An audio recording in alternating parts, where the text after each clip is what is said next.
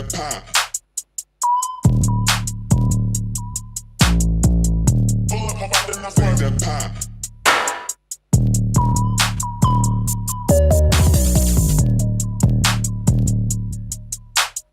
Big that pop.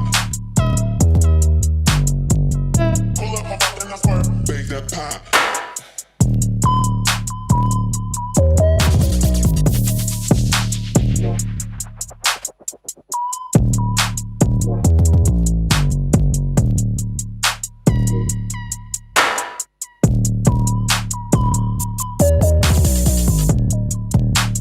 Big that pop.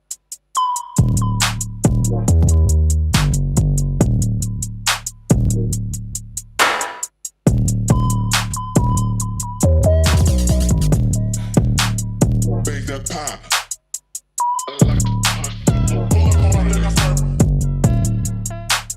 Big that pop.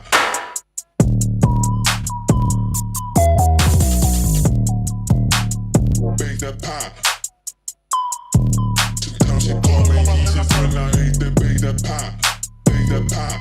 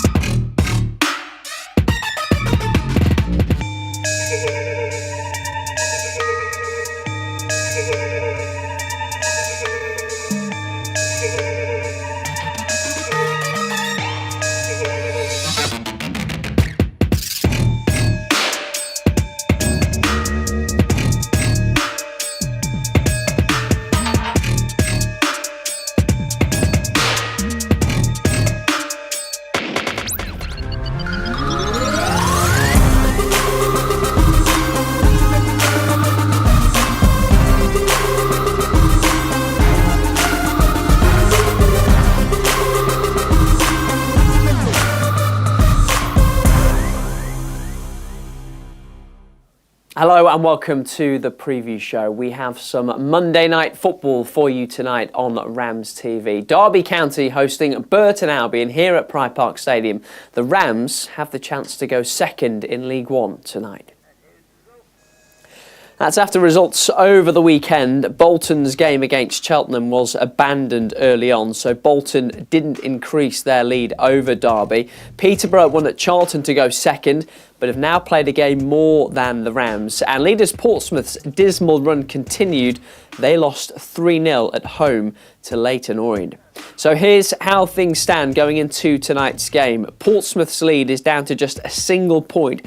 They've also played more games than everyone else in the promotion race. Derby have 2 games in hand on the leaders and not just 4 points back. The Rams also just 3 points behind Posh. So if Derby can win by 2 clear goals tonight, they will leapfrog both Bolton and Peterborough to go into the automatic promotion places. And they haven't been there for almost 6 years, going back to the Championship under Gary Rowett. A couple of other big storylines for you tonight as well. To some, this is a local derby, of course. Just 13 miles separate Derby County and Burton Albion. And there's the fact that the visitors have a new manager who's taking charge of the team for the first time this evening. That man is Martin Paterson. On the face of it, the former Burnley and Northern Ireland striker is a bit of a left field choice. Burton had been without a boss for a good few weeks following the departure of Dino Marmaria in December. And they won 2, drew 2 and lost 2 in the league under caretaker boss Gary Mills. He staying on to be part of Paterson's coaching staff. And the 36-year-old has been an assistant boss to Michael Duff at Barnsley and more recently at Swansea in the Championship as well. and you'll hear from him later in the programme. First, we may be waiting for Derby to make their first signing of this January transfer window, but a very important deal was agreed last week. Nathaniel Mendez-Lang signing a new contract at Pride Park Stadium. He's very happy to be extending his stay. I love the club. I love coming to work every day. There's a great bunch of lads in there, everyone around the place.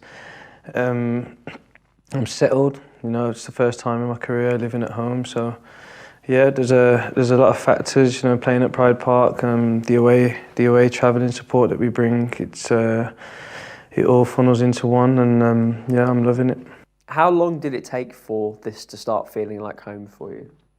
I think I said it in an interview early last season. You know, I felt very settled. You know, obviously we missed out on the goal last year, and this year, you know, I think a new manager, and he's got his style, his players more. It just feels like, you know, we're heading in the right direction. When you think about where you want to go next in your career and what else you might want to experience, what sort of goes into that when it comes to talking about a new contract? I just think that, but like for me personally, you know, I want to play at the highest level possible, and you know, what better club to do it with than Derby? You know, we're in a good position now. Disappointing, obviously, with the cup the other day, but you know, focusing on the league, we're in a good position, and I want to try and get Derby back to where I think the club belongs. Do you feel like you're playing the better football of your career here as well? Yeah, I'd say it's up there with my time at Cardiff, I'd say. But yeah, I feel very confident at the moment. Feel fit, strong, and I think it's showing on the pitch. I think, just checking earlier, if you play in every game between now and the end of the season, it will take you above 100 appearances for the club, and will mean you've played more games for Derby than for anyone else. Do you want to sort of, in the years to come, be thought of firstly as a Derby County player? Yeah, for sure. It's, you know, part of the reason why I stayed. Also, why I wanted to extend my contract. Also, even my family, like my daughter, she was a big part in it as well. I don't think I could play for another team. Like she loves seeing Rami every Saturday. It's Derby this, Derby that. So, and she's only 2, so I wouldn't want to upset her. But yeah, like I said, I love playing here, and you know, I hope that I can reach many milestones. She's in charge, is she? Yeah, she's the boss. She's the boss, always. You mentioned Tuesday. Disappointment, I guess, to go out of any competition. How did you sort of see the performance against Bradford? Not up to standards. Wasn't good enough. There was some tough words said in the changing room amongst players. Obviously, we'll have a meeting and debrief that with the coaching staff in finer detail today. But yeah, it wasn't. I don't think it was anywhere near good enough from a mentality point of view or performance point of view. Are you much of a talker in the dressing room? Yeah, I say my piece. You know, I think it's my duty for a senior player amongst others that we do say our piece. You know, I try to help the younger lads in any way I can. Anyway, not just after a game, but it's. Yeah, it wasn't good enough Tuesday night, no. Back to the league on Monday night. You've been on a terrific run for a couple of months now. I guess the question is, how do you sustain that and keep this challenge going? Just not changing. I think doing the right stuff. You know, recovering well. Keep putting in the work on the training field, in the gym. Taking on board what the coaches want, and. You know, in fact, we do demand. That's why it was disappointing Tuesday, because we demand a lot from each other, and I don't think there was enough demand in the game. So we just get back to that today, and you know, look to put things right on Monday. Nathaniel Mendez-Lang there talking to RamsTV ahead of tonight's game. We've talked about Derby's position in the table. Burton find themselves at the other ends of the standings, and you can see why they made that change of manager. After the weekend's results, Burton now just 5 points and 2 places above the relegation zone, and a couple of teams in the bottom 4 also have a game in hand on the Brewers. They've only won 2 of their last 12 league games and had lost 5 of 6 before Dino Marmrea was sacked. The new man in charge at the Pirelli starts his tenure tonight here at Pride Park. Martin Paterson. Yeah, delighted, honoured to be given the post of manager of Burton Albion. I've said before where it's been a really quick process, but one that was given to me and taken very quickly. Yeah, like you say, it's been so quick. Has there been an awful lot to take in the past, say, 24 hours? Yeah, again, I woke up this morning, come across to the stadium to discuss a few things and met everybody really and become manager. So it's been a whirlwind, one that I'm delighted with, and can't wait to go back and spend the night with my family. Yeah, for those that don't know, you're a Staffordshire boy. What do you know about the club? Well, for years coming through at Stoke City Academy, I was telling a story. We used to come up and play the reserves all the time when Nigel Clough was the manager. So that's when it was in its infancy of success. They were coming up from the non-league, and then you as a football club took off and was really successful. So I've lived in nearby Stoke all my life, so very, very aware and fond of the football club, and I understand the responsibility I've been given here. Have you managed to watch much of us this season? I understand you was at last night's game. Yeah, I was at the game, and I've got a really good feel for the team over the last year or so. I coached against them when I was at Barnsley, fully aware of what the team's strengths are. I know where the weaknesses are also, so that gives me an advantage. So fully aware of the job that's at hand and prepared for it. Yeah, it's a big positive, the staff that are already in place here as well. Yeah, it allows me to focus on the small things that I think we can improve on quickly. With the continuity of keeping the staff, the players aren't going to be really unsettled. They'll come in, it'll be the same staff with just me plonked on top. So really happy with that, and it just quickens the transition up to hopefully pushing the team up the table. Yeah, like I said, are you happy with the current quality of the squad? Do you think they're almost underperforming? Not underperforming. I think the performances in the main have been good, but I see things inside the makeup of the team in moments that I can improve, and I think those small improvements matched in with some of the really hard-working players that we've got, the non-negotiables, are good. You can see the team have been playing, and the staff have done a great job with that. But I think there's a few things that we can improve, especially with the ball, where we can turn this team into a more effective team, score a few more goals, and hopefully continue to defend resolutely. Yeah, real baptism of fire, Derby County away. What do you make of that one? Is it one you can relish? Good start. I really think it's a good start. Really good, accomplished manager at the level and higher. Massive football club. But again, it's a game that's home for them. They must win. And we go there quietly confident of being aggressive.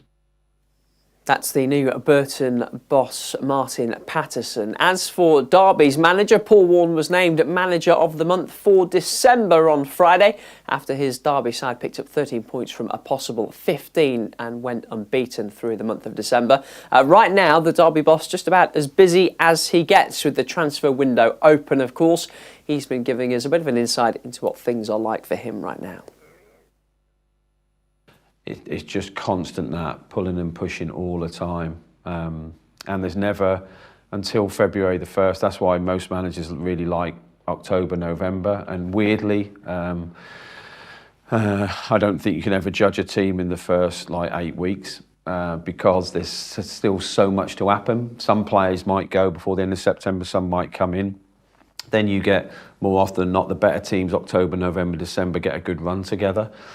And then sometimes you can get the flip the other way in January. So everyone wants to improve their squad in January, but what you don't want to do is weaken it. So there's two parts of it. You're trying to keep hold of these and you're trying to get these in.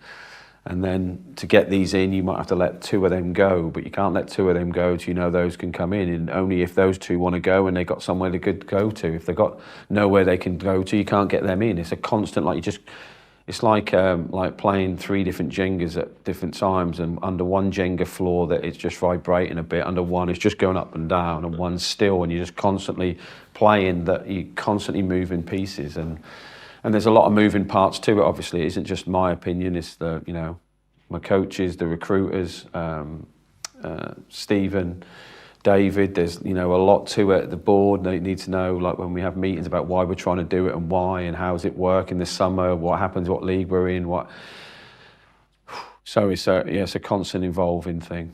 Thank you for that. A quick word on Tuesday, if you can bear it. What's the biggest takeaway from the defeat in the Cup?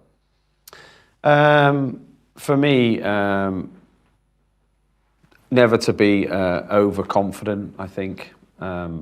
It wasn't me, I wasn't overconfident, I'm not overconfident in anything. I just think that there's a thin line, which I think I said to you beforehand, between confidence and arrogance. And if you go into the point of arrogance, I'm not saying the lads consciously went into it, but if they thought, I think we'll be all right tonight, you just can't play like that. And the best players in the world do the best things consistently well all the time. And we didn't do the basics consistently well the other night to win a game. So we should have won it. If we played at our best, we would have won it. But collectively, and this is from 1 to 11, no one is exempt from criticism. We just weren't good enough. So I think we need to learn that, like, if you ever think that you can just turn up, you can't. And that has been a rude awakening in the Crew game as well. So it isn't the first time it's happened. And over the course of the season, you're not going to have 52 amazing performances. I know that. But I think that's the biggest takeaway for me, that, look, you need to keep your standards at all times. And is that the major message going into Monday night as well? Yeah, I mean, I would show the lads today. There's a couple of good things, but mostly things that, look, it doesn't take an ability to win that header. It doesn't take an ability to, pick the right pass. It doesn't take that ability as a fullback to be a bit higher, to miss out the press. Those are just conscious choices, and you just got to make better choices. Burton on Monday, a local derby of sorts. Yeah. Do you have to prepare any differently for the emotions of that? No, I don't think so. No, I don't. It's sometimes a bit different away from home, but at home we just have to, whoever we play at home, we just have to be right on song. The opposition, if it's a local one or not, I don't think it makes any difference. I think whichever team we play here come and raise their game.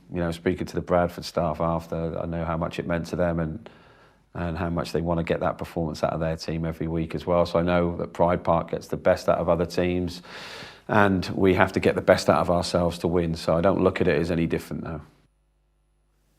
That's Derby boss Paul Warne, and that's all from the preview show. Remember, it's an 8 o'clock start tonight for Derby County against Burton Albion. Match day live with you from 7:30. Sean Barker alongside with me in the studio. It's available for overseas viewers who can get their Game Pass now at dcfc.co.uk. And we'll be back here with the debrief after as well. Goodbye.